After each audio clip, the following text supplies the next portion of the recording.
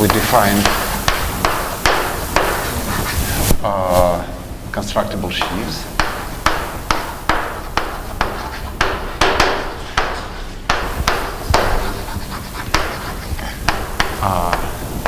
And Vanya, you will somehow profit from this parallel, because in algebraic geometry class you listen about coherent sheaves and hear about constructible.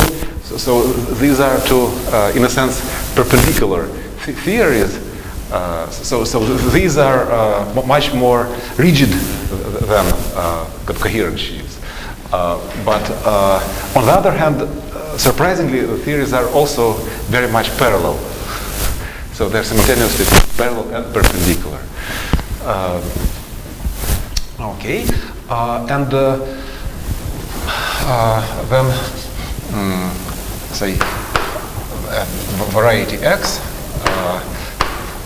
gives rise to a category of constructible sheaves on X. It's an Abelian category.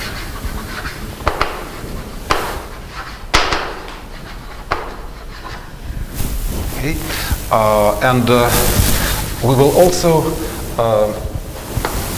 So I already mentioned that this category is closed with respect to all the basic operations, like push forward, pull backs, tensor products. But certainly push forwards will have higher direct images, and to keep track of those, we will need the derived category of that. So have you heard about derived category, Vanya? And where?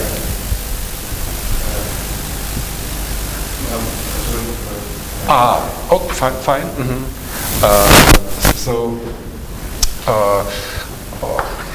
We'll need some derived category, maybe bounded, and C stands for constructible. So it's derived category.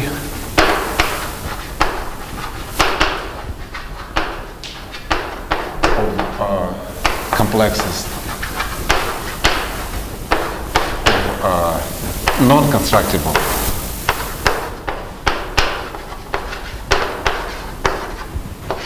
sheaves, but with constructible chromology. Okay, so I mean, if you followed Hartshorne, say to define the global chromology, he takes the derived global sections functor. And to this, to derive the global sections functor, you need some, say Flebby sheaves or injective sheaves or whatever, but none of them are constructible. So inside this rigid but small world, you cannot derive natural functors.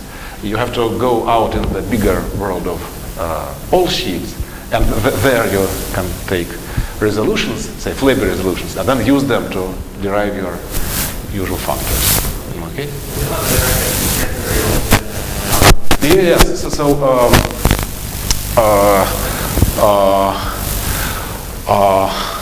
So unfortunately,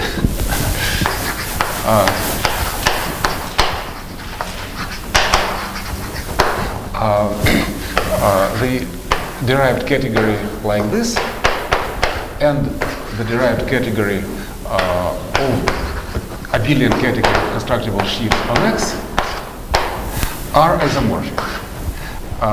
And this is the theorem of Norrie.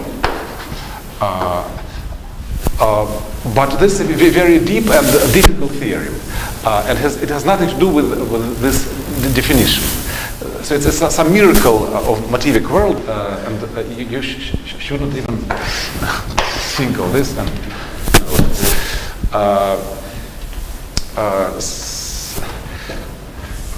so, for example, usually we consider not all the constructible sheaves, but constructible sheaves with some particular stratification. So smooth along some fixed particular strata. Well, like if you take nilpotent cone, that's the union of nilpotent cone. And it's natural to consider GLN equivariant sheaves that are smooth along orbits. And then the derived category of complexes with cohomology smooth along orbits will have nothing to do with the derived category of this Abelian category of constructible sheaves smooth along this orbit. So if you fix stratification, this theorem is definitely false. Only if you consider all stratifications simultaneously, it has a chance to be true.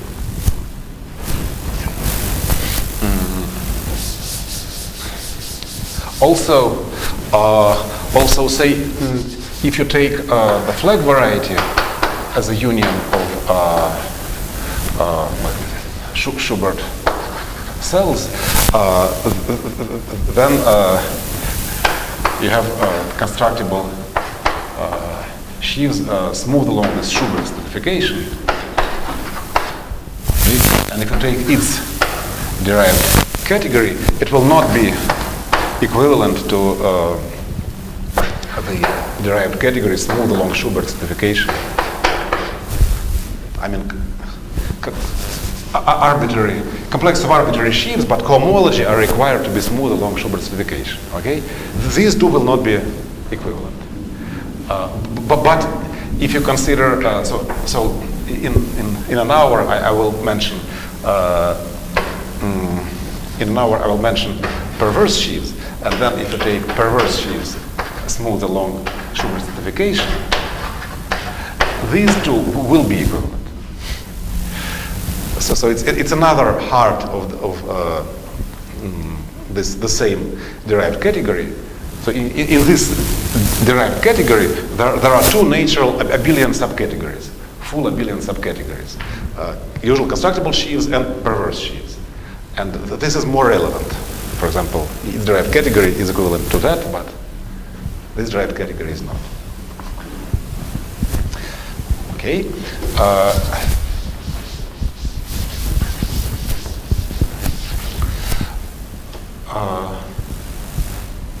So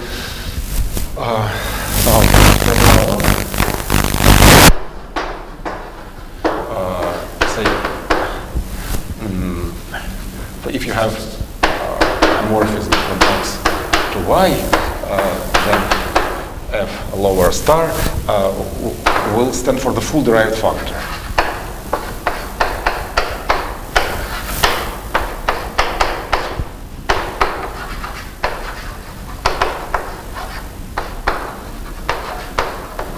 So sometimes denoted like this, meaning that F is left exact and it has the right derived functor, but I will just write it this way. So we will not really use this Abelian category, but only to speak about this derived category. Okay, so then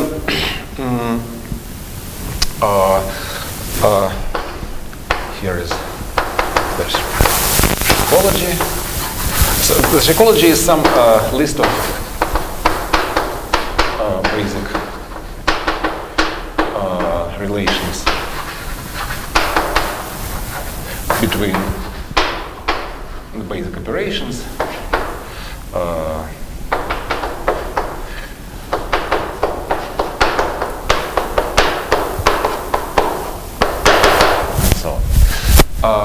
So the first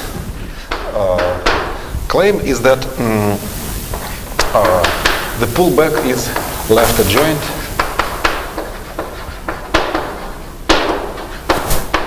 to push forward.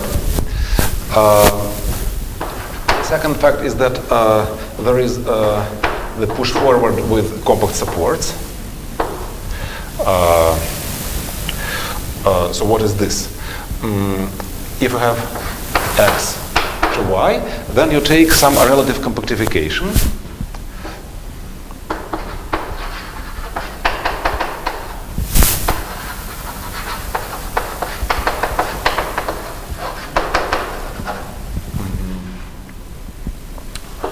X embeds into X bar, and this goes to Y. So this is X bar, and let's say J, and it always exists, but it doesn't matter which one you choose. And then F lower shriek, by definition, is the composition of F bar lower star and J lower shriek. And J lower shriek was defined in the home assignment, for example, so you should know what it is. There's the extension by 0 to the boundary, and then push forward to y. So for example, if x into y is an open embedding, then it's just the extension by 0. Okay, and then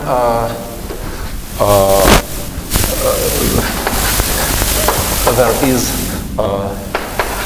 the right adjoint functor F upper shriek from B y to B x.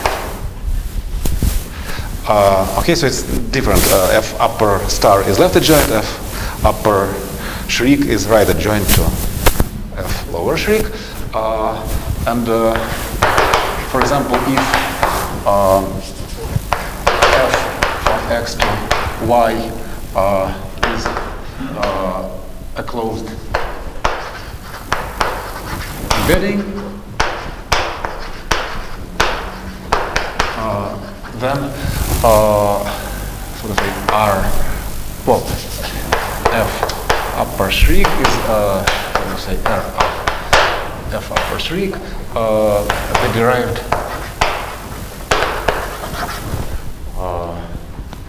functor of sections with the support in X. Yeah, for example, if you take some constant sheaf, say with complex coefficients, on say the affine line, and this is our y, and x is the origin, then if you restrict with supports to your origin, what do you get? So it'll be some sheaf on a point, so just a vector space, but graded. It will be in some cohomological degrees, and now the guys who are bored to death should know this. The sieve is some shift. Absolutely, yes. But the question is, what is the shift? Plus minus one. Well, it's as I wrote here, it certainly should be in the positive degree. But which positive degree? Oh, in fact, one is okay. That's true. And to compute it, you use just the following resolution. Or maybe exact triangle. So you have C goes to well, maybe there is a complementary open embedding. If you remove the origin,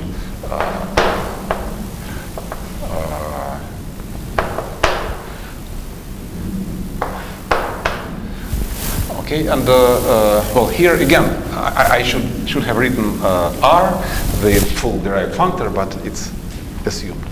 And then here you will have the delta function of the origin, degree -1, and so on. This will be the exact triangle.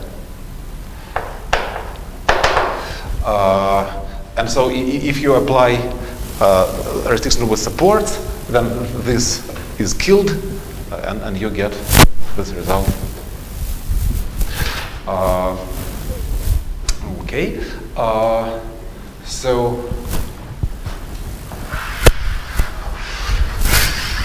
this was about 4 operations. Now,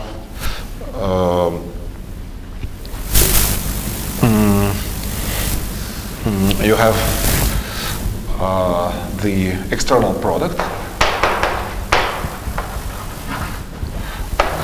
Actually, Yes. wait a second. Yes. But it follows from that exact triangle that this restriction with support is actually C minus 2. In degree 2. That's a good idea.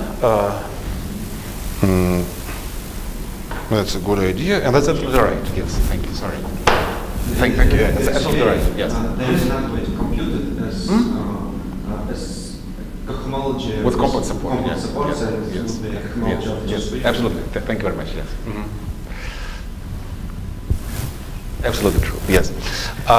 So you have two sheaves, say F on X and G on Y, and then you have the external product on the product of varieties, and you define F. So if X equals Y, then there is the diagonal embedding, and the usual tensor product is defined as the pullback of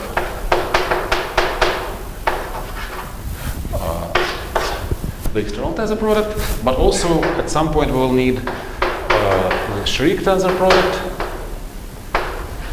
That is the pullback with supports, like this.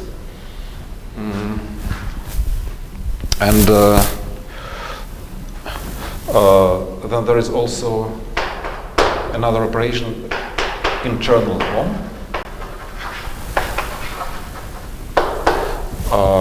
And it's usually written underlined or maybe like this. And it's characterized by the fact that usual home from F tensor G to to E equals the usual home from F to the internal home from G to E. Okay, and this home is again, as always, in derived category. So it's either R home in the right argument or L home in the left argument. And the product there is also internal and the product. Here? Yeah. No, here it's in this sense. In this sense. So whenever you have monoidal category, there is a notion of internal home. So you use this monoidal structure to define this notion of internal home. This is a definition. Yeah. So it represents a certain functor.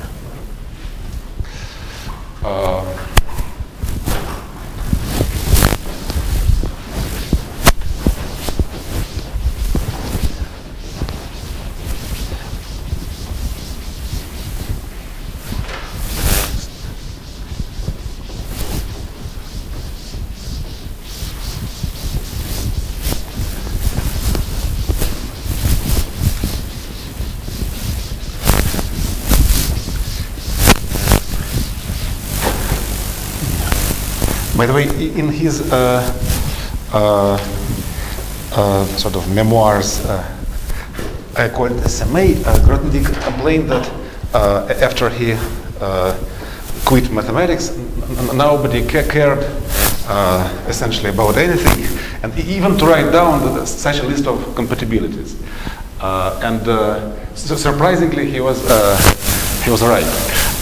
So there is some private letter from Delin to I don't know whom that has such a list of compatibilities, but without proofs, for example. But then only recently, I think Wolfgang Zorgel cared to write down some 1,000 pages long manuscript with the which contains all these formulas and some correct ideology to obtain them. With proofs, yeah. So maybe I should write.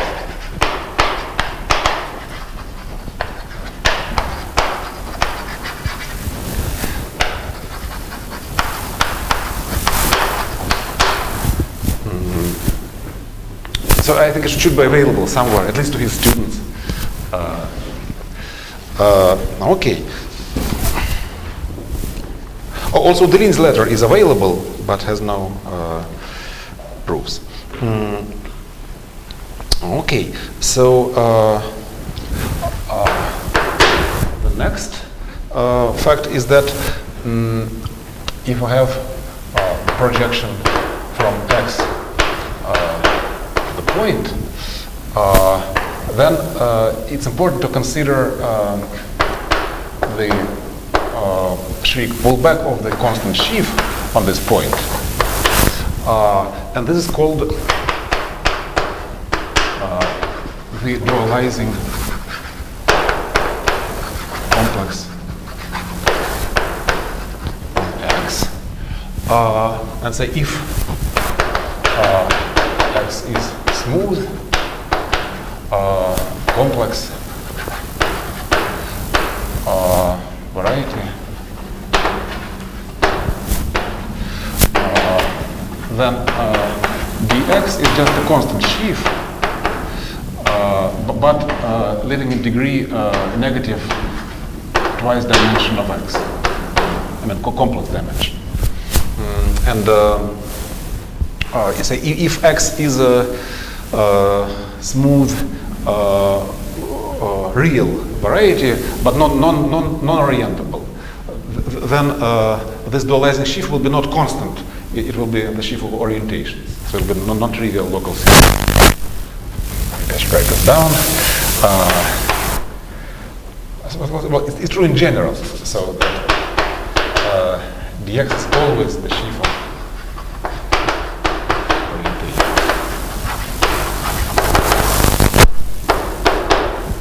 of a smooth, real, pointful, but then shifted to the degree negative real dimension d. Okay, and here dimension I mean complex, so it's the same as here. Okay, and there is the Grothendieck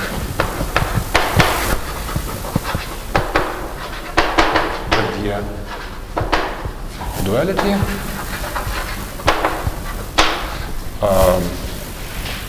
From the constructible category on X into itself, but it's anti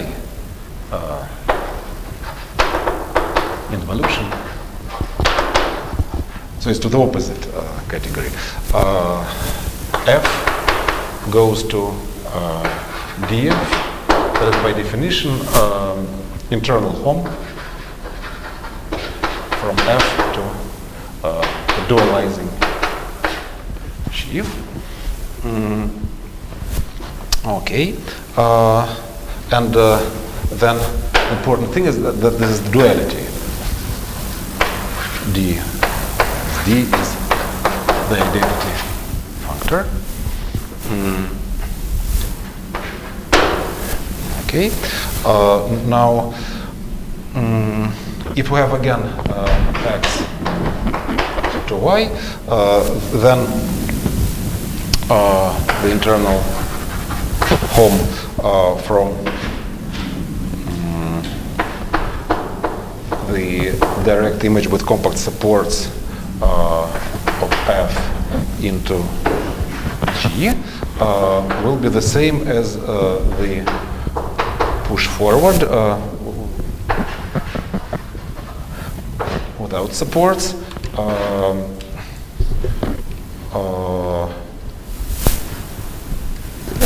So we're on X. and here we have F. F upper shriek G.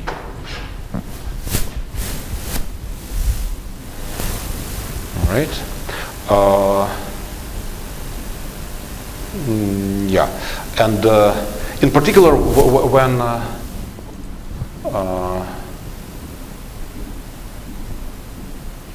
if you apply global cohomology to this, you see that the F lower shriek is left adjoint to the F upper shriek. Now, next is that the push forward of internal home from pullback of G to F is the internal home from G to the push forward of F. Okay, and again, if you take global cohomology, you get property 1. So these are localizations of 1 and 2.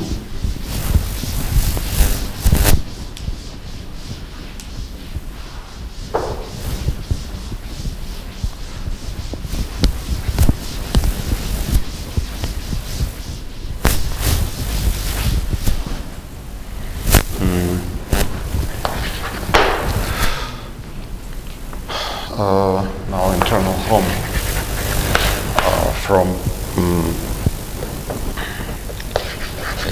for whatever it's F turns out G and E is the internal home from F into internal home from G to E. Okay. Now, the dual to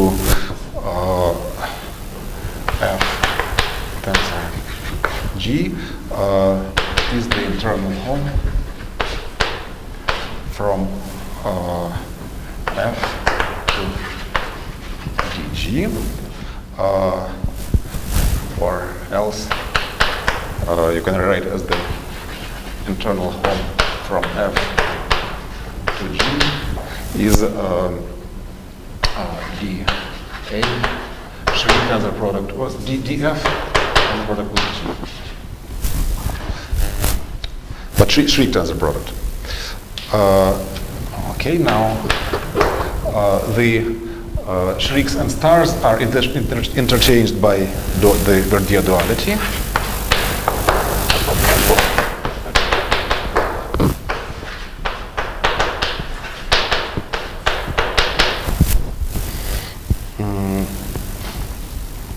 Okay, and 11 is the base change.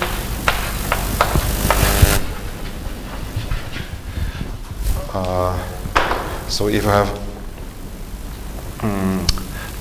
a Cartesian diagram,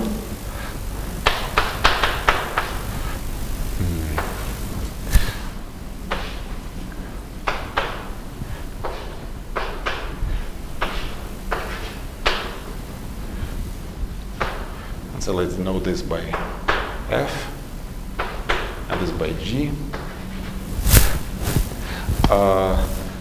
Then say if you restrict like this,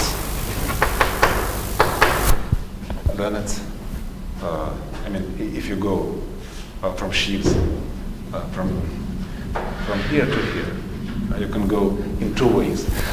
Either you can push forward and pull back, or first pull back and then push forward. Or else you can dualize and get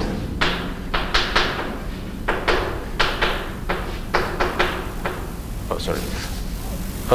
Sorry, what is that? I meant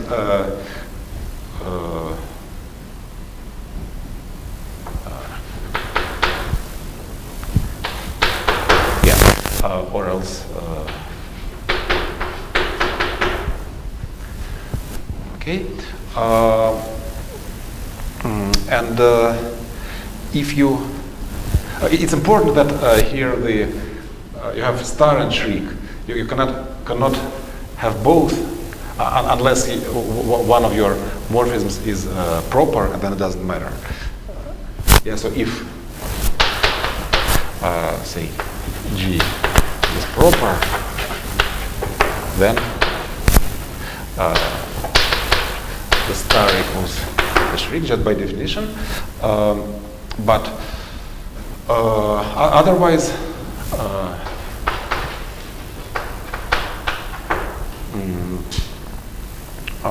say F upper shriek, G lower shriek will not be equal to G lower shriek. Well, sorry, F upper star G lower star will not be equal to G lower star F upper star, and the most stupid counterexample is when you have say GM that embeds into A1, and here you have the origin that embeds into A1, and here you have nothing at all. Right? So if you first push forward with star, well, you will get some sheaf on the affine line. You're interested in its stock at the origin. The stock at the origin will be the cohomology of small neighborhood, say if you take the constant sheaf. Yeah, the cohomology of small neighborhood will be the cohomology of the circle. It will live in degrees 0 and 1. Fine. If you go this way, you will get 0. So it does not match.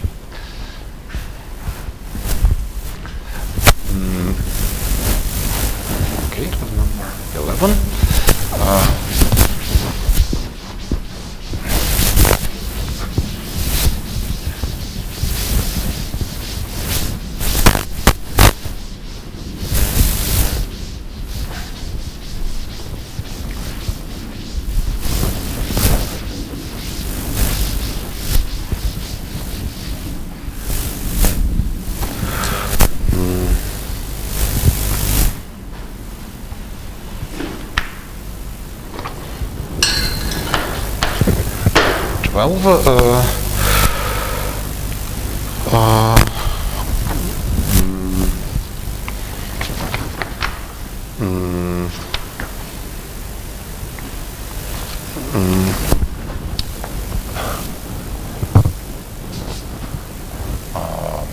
Maybe holomodromic.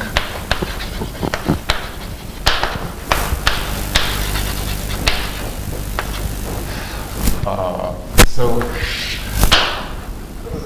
suppose you have a projection like before, like this, and now there is an extra action of the multiplicity group on X that contracts it to Y.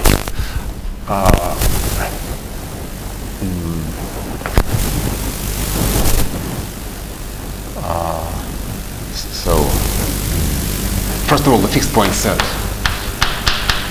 is Y, and also this action. What is this action? This action is the morphism from the product X, and now this certainly embeds into the affine line, and I require that this diagram extends to this complete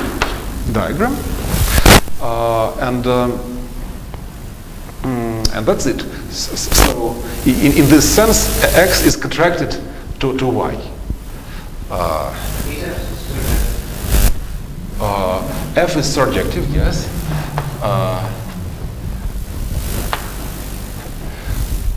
So there is an embedding I back here, right? Because the fixed point set is Y. And certainly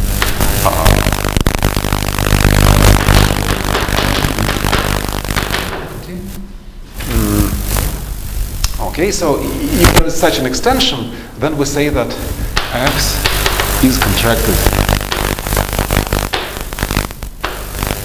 to Y by reaction of star.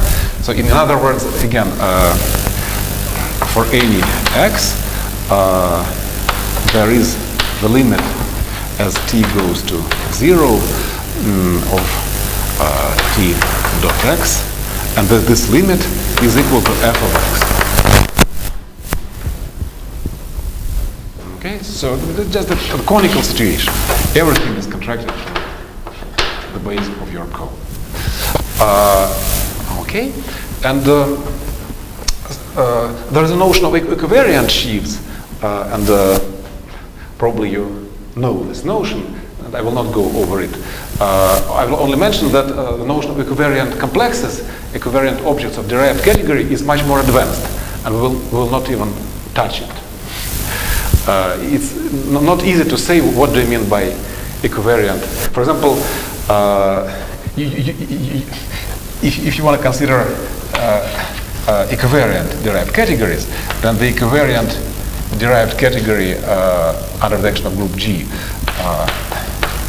of the point is something not immediately intuitive, because the sheaves are just constant sheaves, nothing else.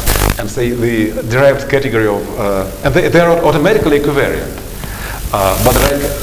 So this is just the category of vector spaces, just constant sheaves. So its derived category is the graded vector spaces. But in this derived category, you should have the x from the constant sheaf from the point to itself in this category.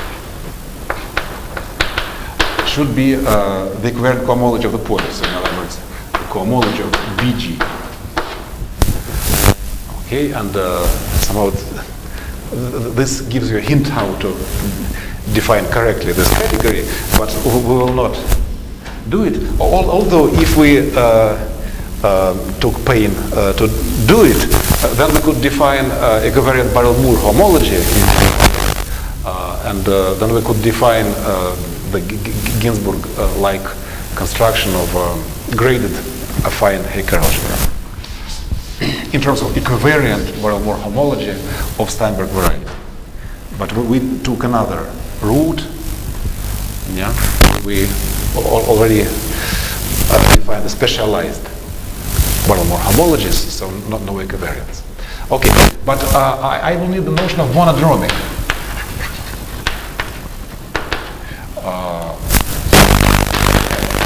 Derived category.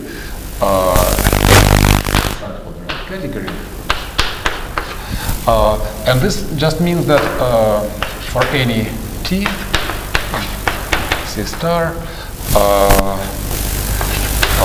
when you apply this automorphism of x, you obtain the same sheaf f, just for any t. Somehow I do not really specify how this varies in family with t. I just say that for each particular t, you get the isomorphic sheaf. Okay, and then what do I want to say in this situation? That if f is monodromic,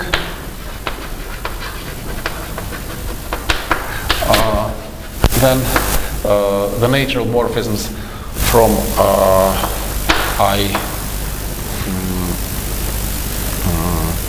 say shrink f to f lower shrink f is an isomorphism and a natural morphism from f lower star to I upper star f is also an isomorphism.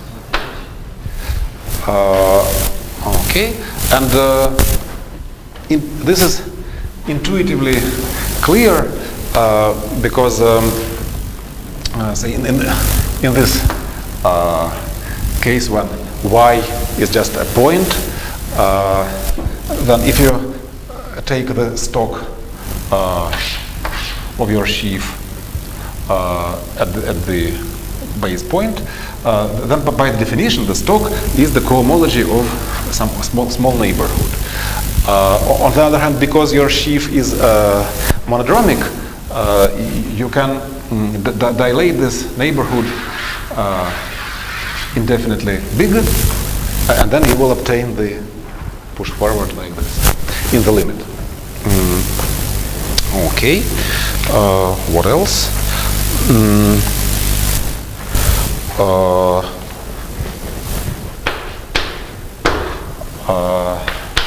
The hyperbolic stocks.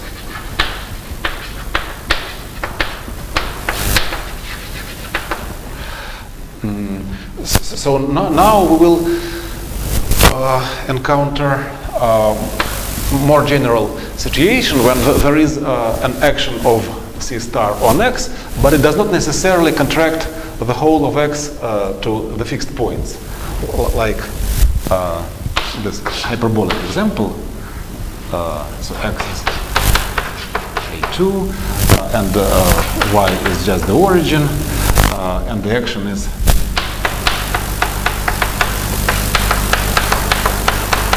hyperbolic. Okay, then only just the horizontal line is contracted to the origin, but the vertical line is repelled from the origin.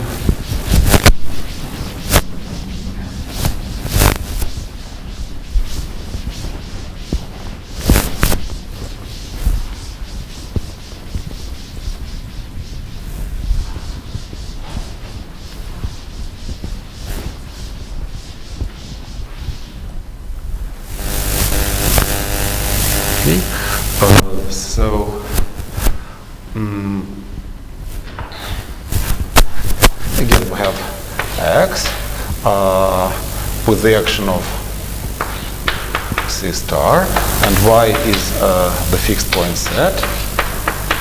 But we do not assume that the action is contracting anymore. We have a monodromic sheaf.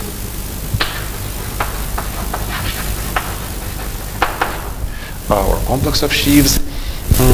And now we define, say, A.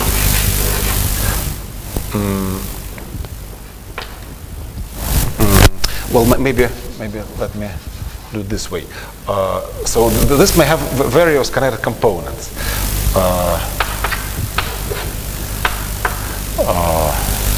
Let me call them Fi for fixed points. F for fixed. And now for each particular connected component, we define its attractor and repellent. So AI is the set of all X such that the limit as t goes to 0 of tx lies in Fi. So in particular it exists and lies in Fi. Okay. For example, here there is just one fixed point at the origin, and the horizontal line is its attractor, and for everything else, this limit just does not exist at all. Okay? But for example, if you are in P1 or in any projective variety, then just by the projectivity, such limit exists always. But there are 2 points, 0 and infinity, and some go to 0, some go to infinity. So for the standard action, the attractor of 0 will be A1, and the attractor of infinity will be just infinity itself. Okay? But there is a dual notion of repellent. Ri is the set of x such that the limit as t goes to infinity of tx exists and lies in affine. Okay, so here R0 will be just 0 itself, and R infinity will be P1 without 0. Okay, and now we'll need a lot of notations. So we have F, that is the union of Fi. Then we have A, that is the union of AI. And it's just the disjoint union. It's not, for example, in this case, I don't mean that A is the whole of P1. It's just the disjoint union of a fine line and the infinity. Okay? And similarly, we have F.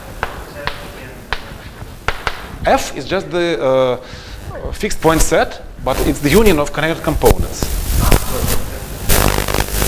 A connected component, yeah.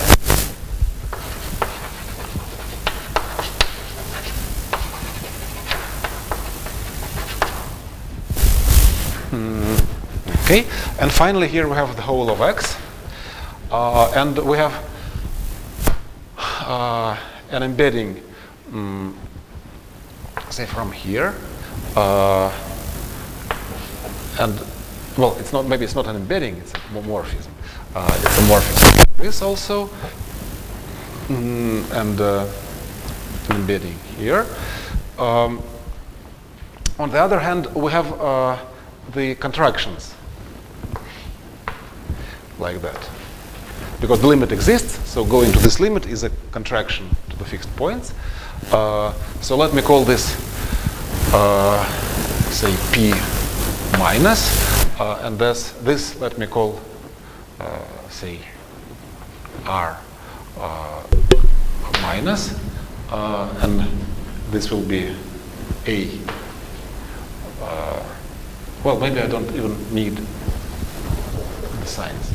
A and then Q and then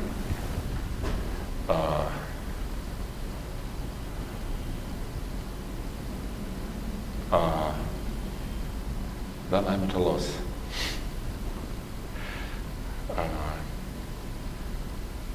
Maybe let's call this alpha and this rho. Okay, so then there is a very important theorem due to Thomas Braden, maybe it was before Ivan Mirkevich, then Thomas Braden, and then Reinfeldt, and Goring.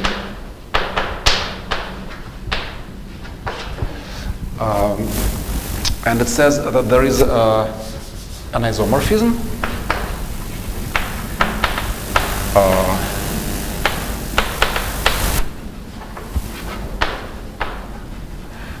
so you can do the following thing. You can, given a sheaf F here, you can pull it back via alpha, say like this,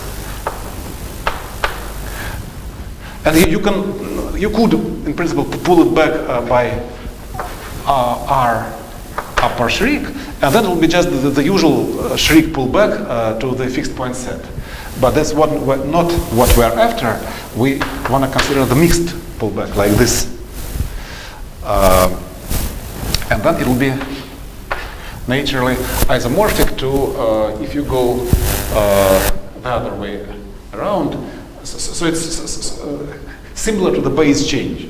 So if you go here, first row upper star, and then A upper Schrick. Okay. And certainly you can dualize.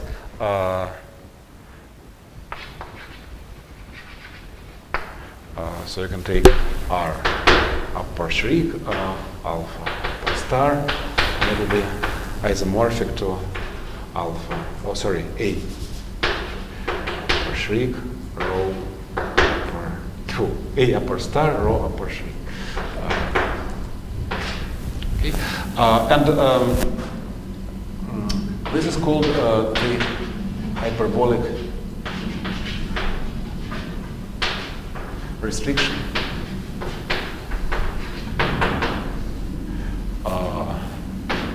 Phi. Okay, so it's a sheaf on, well, a complex of sheaves on the disjoint union of connected components of fixed points. Okay,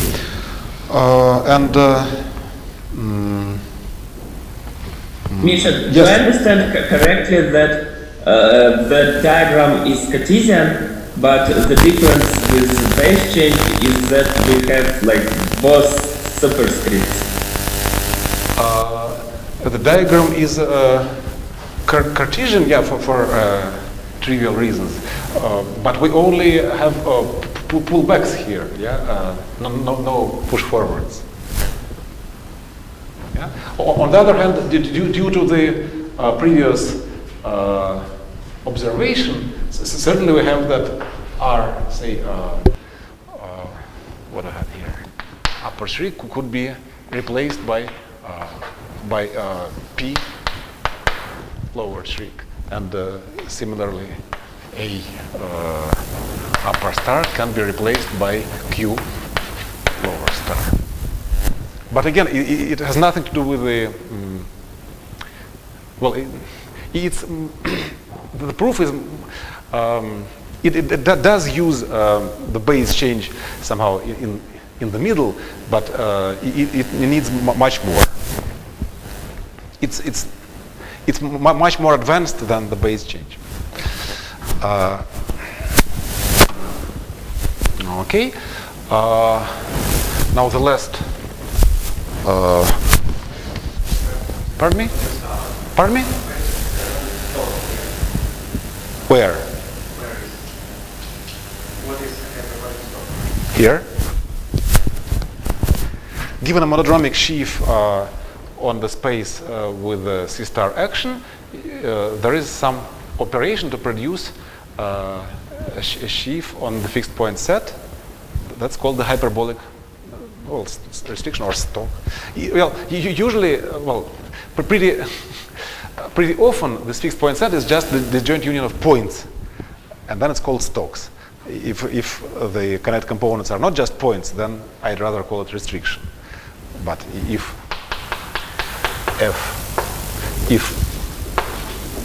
f has dimension 0, then restriction can be safely named stock. Okay.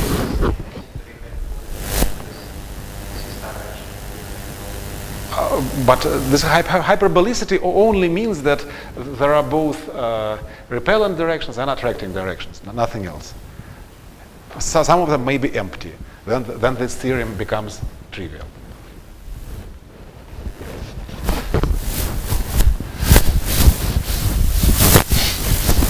By the way, Roma-Gonin, I think you have heard this quite a few times, at least 2 times.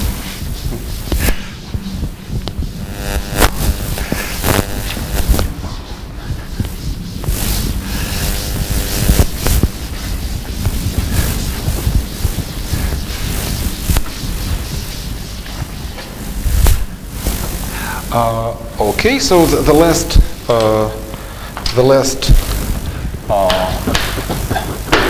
thing we will eventually need is a Cousin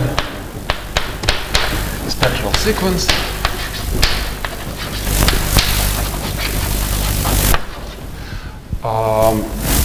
And we have X with stratification.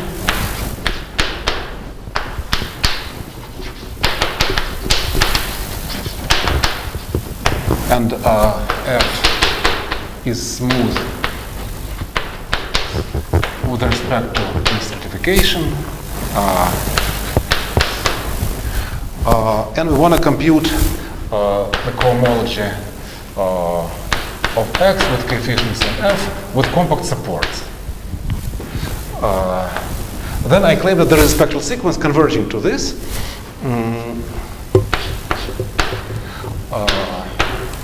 And its second page is sum over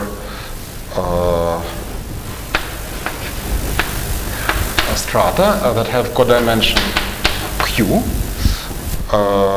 And here I take cohomology of degree P plus Q with compact supports of XS with coefficients in F. I mean, just the restriction. Well, if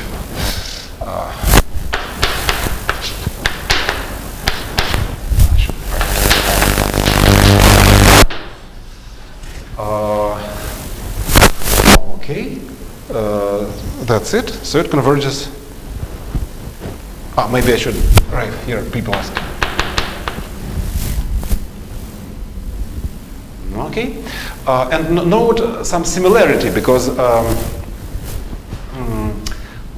when I take cohomology with compact support, I take the direct image to the point with compact support, yeah? And that's exactly what we have here. Here. So I first restrict with star, and then I restrict with sheaf, but it's the same as taking the push forward with compact support. Okay, so this is just what I have here. So, I mean, in case your stratification comes from Belinsky-Birula, so there is if XS the attractor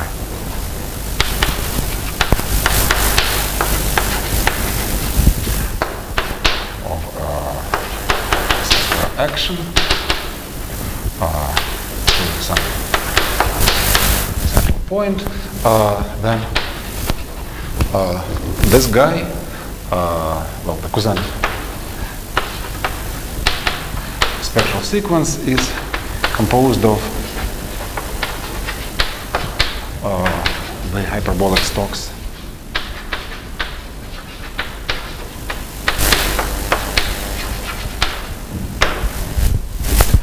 okay. So I think that's it for ecology. Yeah.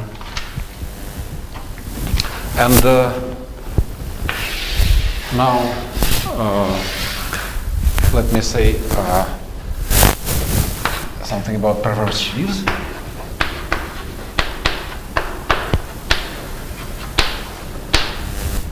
Maybe before I erase this, certainly you can dualize, and there is a somewhat dual thing converging to usual cohomology. And again, it will be composed of something like that.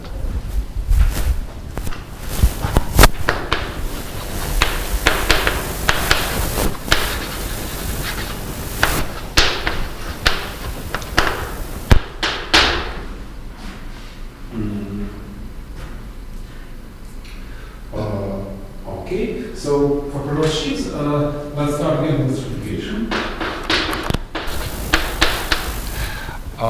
And I will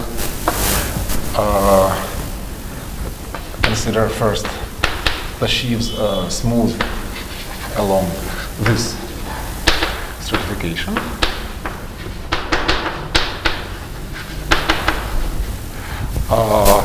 And this will be some subcategory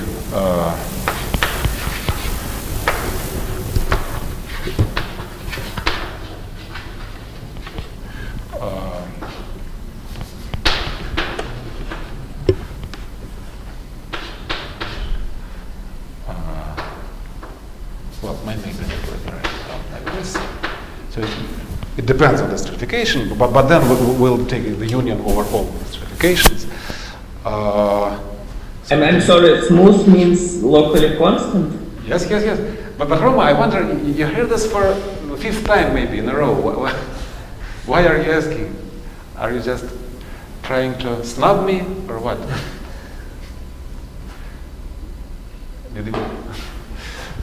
Don't answer at all. Okay, so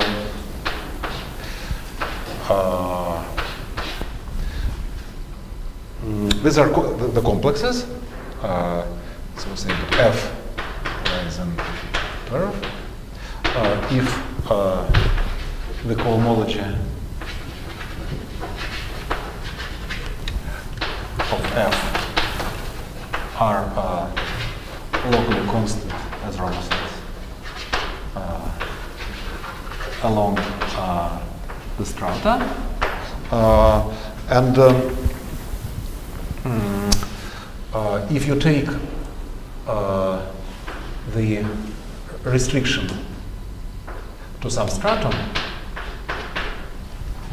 okay, then this will be some complex on this stratum, but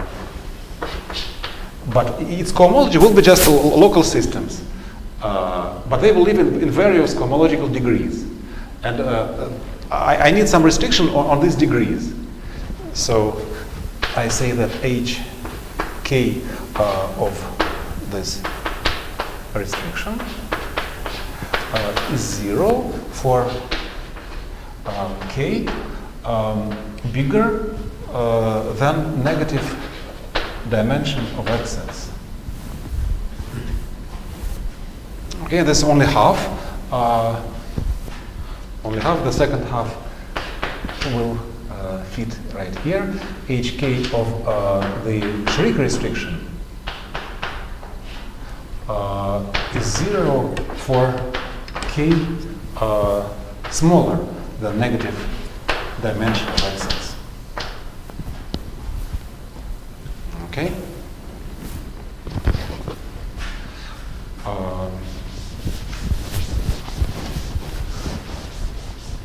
So for example, if you have, by the way, when I say stratification, then I assume that the strata are smooth themselves. So if X is not smooth, then I cannot take stupid trivial stratification by just one stratum. All XS are smooth. But if X is smooth, and here I mean that X is complex, I mean everywhere, I mean, but by default X is complex. And when I say dimension, I mean complex dimension. So if X is smooth, then the constant sheaf on X placed in degree negative dimension of X is perverse. Just by this definition, trivially, and it will be denoted by Cs. And we will use this notation throughout all the next lectures. Okay. And also know that the two conditions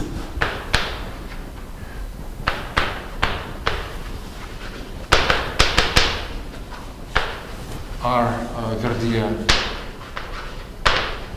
rule, and hence this category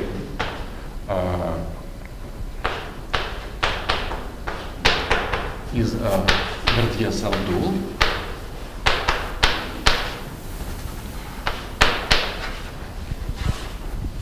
Okay. And the basic theorem or definition proved by Berlinson, Bernstein, Delis, is that this category is Abelian.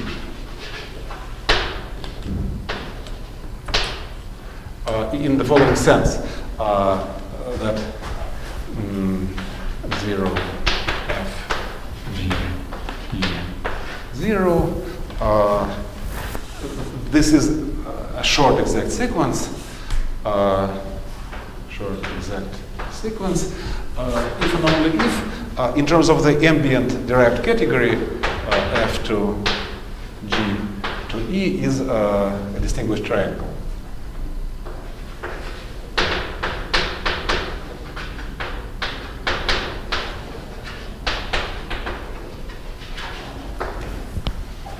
Okay, and if you wanna have perverse sheaves on the whole of X independent of stratifications, then it's just the union of this for all the stratifications.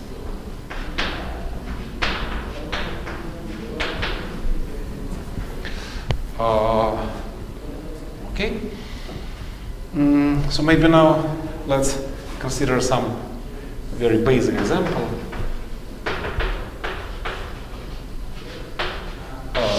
of stratification just by say infinity.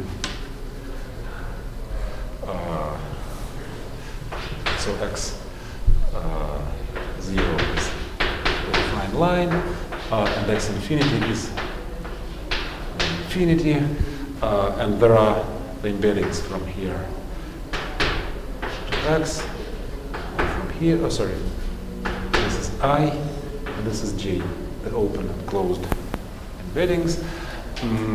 And I start with just C A1, and by our conventions, this is the constant sheaf on A1, but placed in degree -1. Okay, and then both the Sheaves extension and the star extension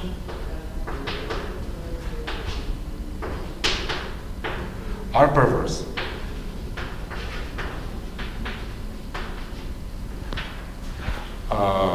But here I mean the full extension in the derived category. Yeah, so it will not be so in the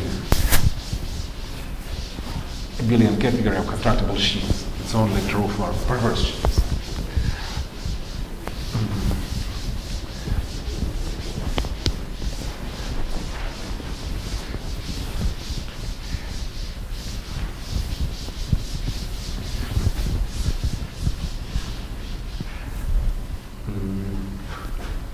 Okay, also, if you take the constant sheaf at infinity, then it's certainly perverse.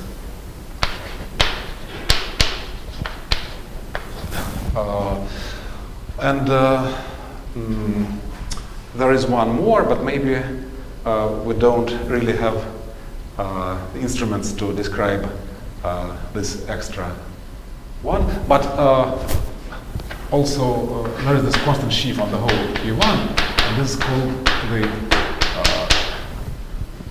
Sheaves star extension. Maybe like this. Okay, so this is the image of the canonical morphism from the Sheaves extension. And just by adjunction properties, there is always a morphism like this.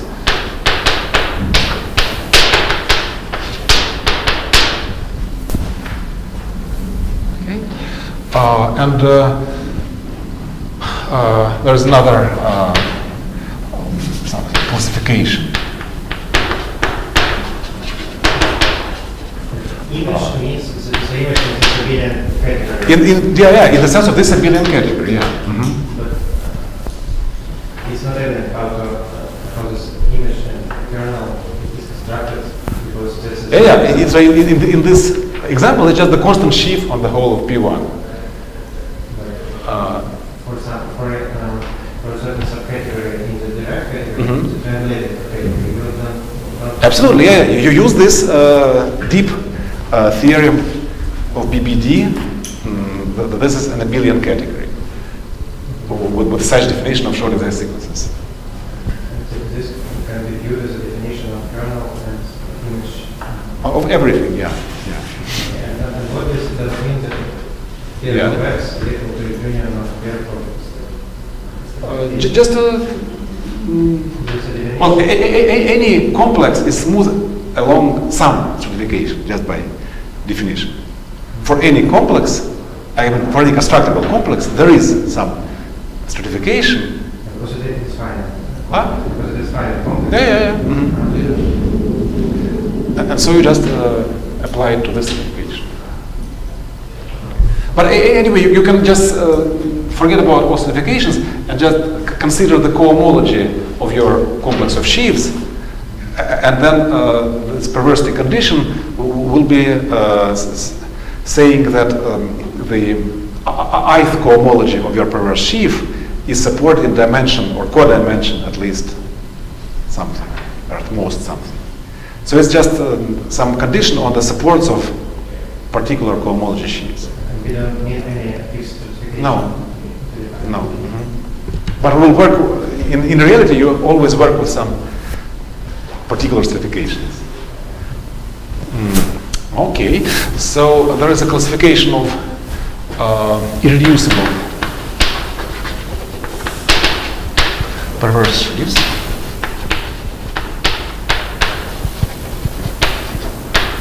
So it's again due to Stein-Delin. And first, the first point is crucial, that they exist at all. Because for usual constructible sheaves, there are no irreducible constructible sheaves. Right? You start with a thing like this, and then inside you will have the zero extension from some open subset. But then inside you will have string extension from some smaller open subset, and so on. So the usual constructible sheaves, they have Noetherian property, but they do not have Artinian property.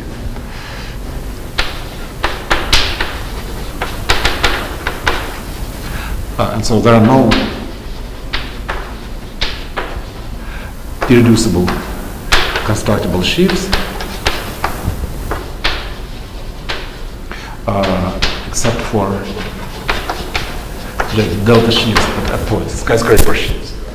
But here, it's again Noetherian, but because of self-duality, it's automatically Artinian.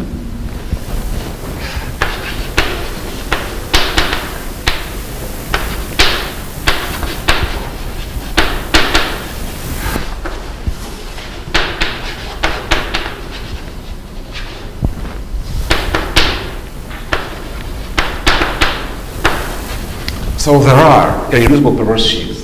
And how are they classified? Take any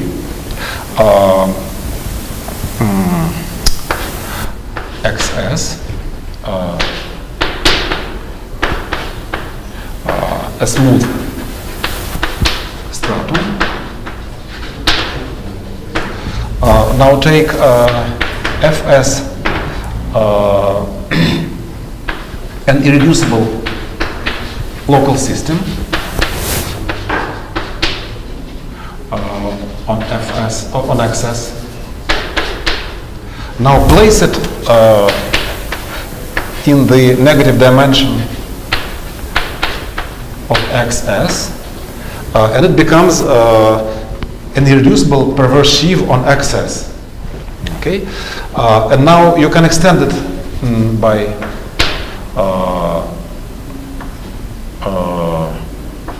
star, or you can extend it by shriek. Oh, sorry, let me extend it by shriek, or you can extend it by star.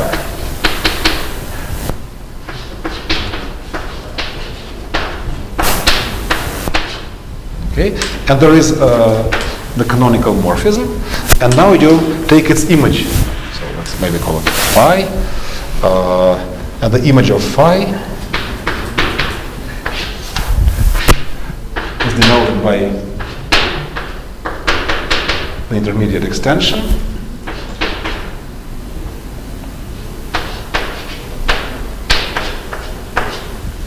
Okay, so it's called the minimal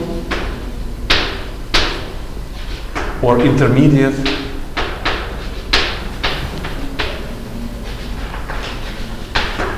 or the lim or Goretzky-McPherson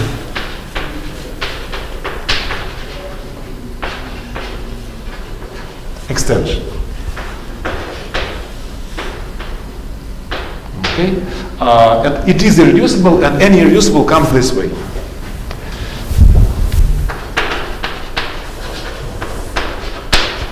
So you have to take a smooth stratum, an irreducible local system, and extend it in this variety of ways, and you obtain an irreducible perverse sheaves, and all of them are obtained this way.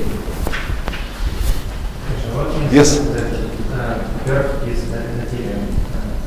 Yes? What is What does it mean? That all the ascending chains are stabilizing? How do you understand? Huh? Why is it so? Just somehow stock-wise, by constructibility.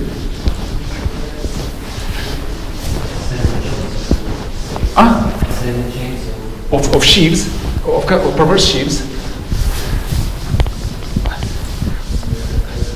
You take some perverse sheaf, it embeds into something else, it embeds into something else, embeds into something else, and so on, but this must stabilize at some point. So this is an example of descending chain, but the ascending chains must stabilize. And that's true for usual constructible sheaves, for example, for trivial reasons. Okay.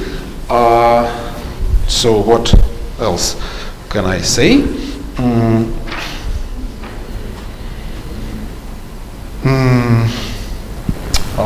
Now there is another big theorem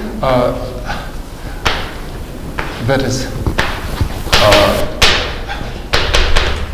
the funny point is that it was proved somewhere in '65, long before the notion of perverse sheaves was introduced. Say this is 1983. So if f from x to y is affine, then the direct image with the real direct image from perverse sheaves on x to perverse sheaves on y is right exact. And the f lower shriek is right exact. Sorry, is left exact.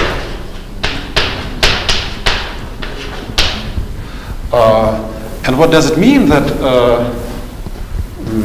any f in the constructible category of y with respect to this perverse abelian subcategory has various chromology. So inside of this you have the abelian category of constructible sheaves and abelian category of perverse sheaves. And you can take the, well, in this inner sense, the cohomology, I have cohomology of f. They lie in constant. But you may also take, in this inner sense, take perverse inner cohomology of f, and they will lie in perv. Okay? So when I say this, I mean that the perverse say, negative cohomology of the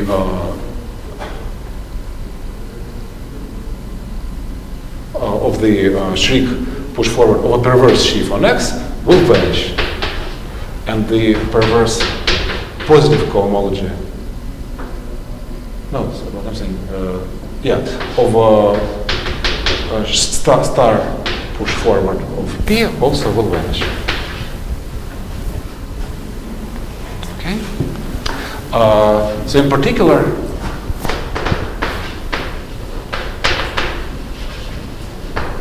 if J from X to Y is an open affine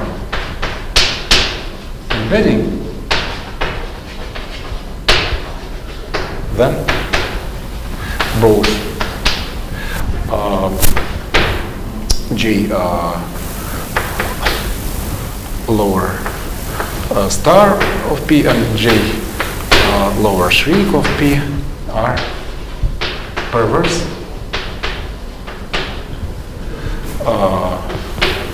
for on X. Well, maybe it's not really in particular because you have to know something about the cohomological dimension in general, but it applies this anyway. That's true. And now, as I said, there's a funny thing that this theorem was really proved like 15 years before the perverse sheaves were defined. But as you see from definition, there's really a fact about cohomological dimension of something. Say for usual complex varieties and constant sheaves, this is just the standard Morse theory or Lefschetz theorem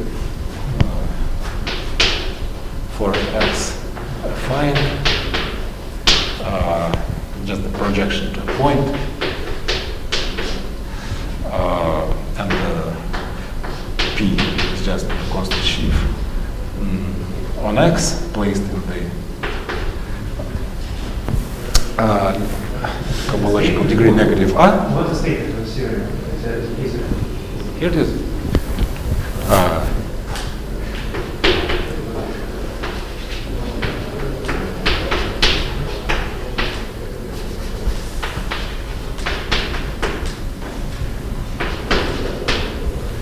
It's, yeah, Altan, you gonna see it? But this lower star is not this exact functor.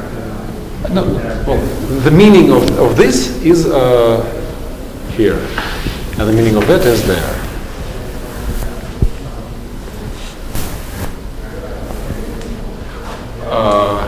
Yeah, maybe I should really not say it. It somehow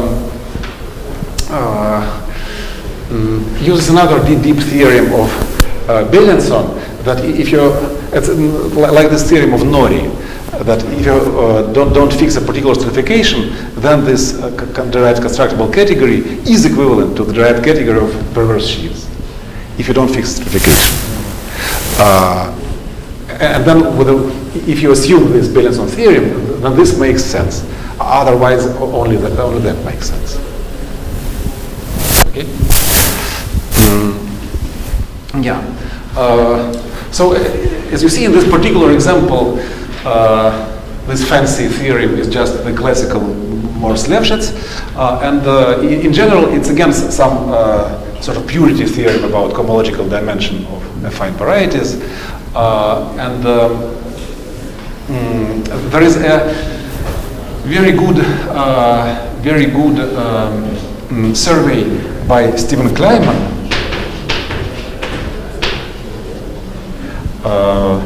in 90s about the history of perverse sheaves.